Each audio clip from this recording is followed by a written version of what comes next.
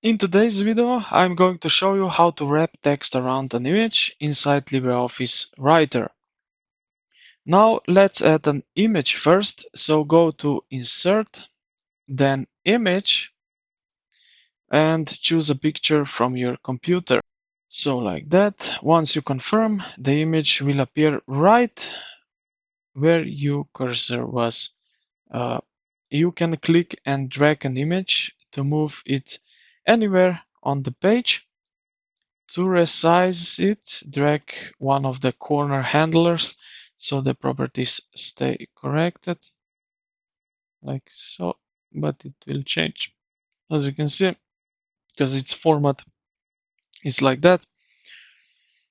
So try not to make it too big or too small, so big enough to be clear, but not so big that it distracts from the text.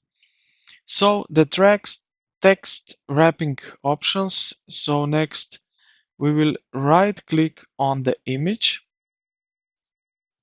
from the menu, hover over to the wrap, so right here. This is where all the text wrapping options are. So if I have some, if I can explain what it means, so parallel place the text on both sides of the image. Then we have optional, lets LibreOffice decide where the text fits best. As you can see, now it's really organized. So for me, this one is basically one of the best ones. Then we have before, keeps all text on the left side of the image, after on the right side. So these are useful when you want a strong visual edge or when you or when one side of the page is tight in space. Um, then we have also through